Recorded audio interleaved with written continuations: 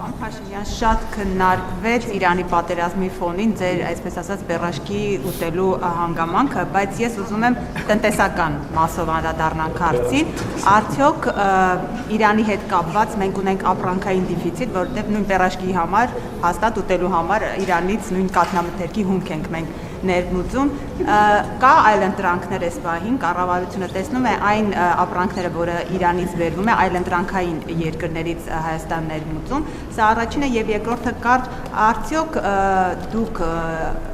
քննարկել եք ռուսական կողմի հետ, խոսել եք ավելի վաղ, երկաթուղու կոնսենսիոն կառավարում է այլ երկրին փոխանցելու հարցը, այս մասով որևէ քննարկում, որևէ պարզաբանում Ռուսաստանից կա, որովհետև մենք լսում ենք բավականին կոշտ հայտարարություն ռուսական կողմից։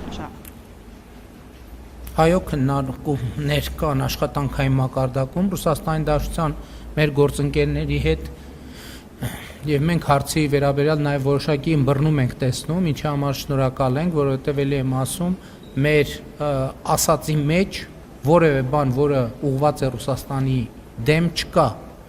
Մենք ուղղակի մեր գործընկերների հետ կիսում ենք օբյեկտիվ իրավիճակը, ասելով, որ մենք պարզապես այս իրավիճակում Հայաստան իր մրցակցային առավելությունները կորցնում է եւ մենք ուրիշ որևէ մոտիվացիա չունենք եւ հույս ունեմ, որ մենք կարողանանք հասնել կոնկրետ լուծումների։ Ինչ վերաբերում է ձեր ասած հարցին, ընդհանրապես ավելի լայն համատեքստում ասեմ, հարգելի գործընկերներ, մենք իհարկե շատ ցավում ենք եւ շատ ցավալի է մեզ համար, ինչ որ տեղի ունենում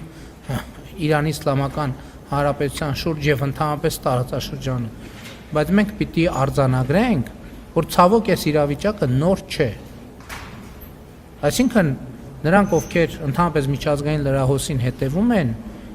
պիտի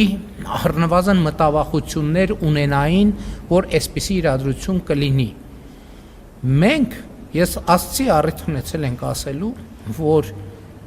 այս իրավիճակի հետ կապված մենք աշխատանքային խումբ ունենք, որը աշխատում է։ Ոչ մեկ չհարցրեց այդ աշխատանքային խումբը երբ է ձևավորվել Անվտանգության խորհրդի համակարգում։ Այդ աշխատանքային խումբը հիմա ամսաթվով չեմ հիշի, բայց մի տարի ու կես առաջ է ձևավորվել։ Այսինքն մի տարի ու կես կարող է պարզվի հələ ավելի շուտ է ձևավորվել։ Եվ այդ աշխատանքային խումբը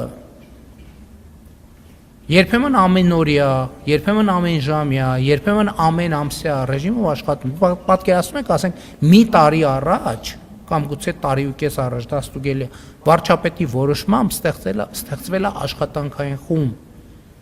Ես որ ասում եմ դրա համար եմ ես պեռաշկի ուտում, ես հումոր չեմ անում,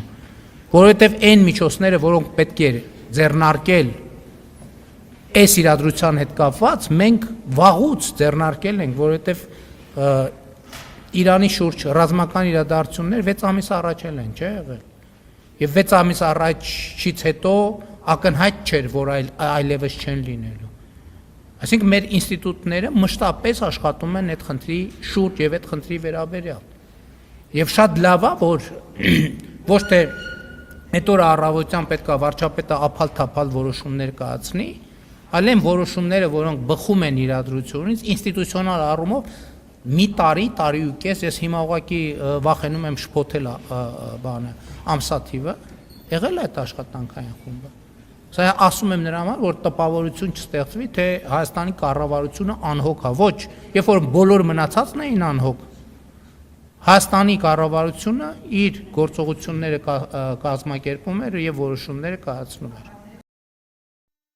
Հավանիչ տեսանյութը եւ բաժանորդագրվիչ նորությունները բաց չթողնելու համար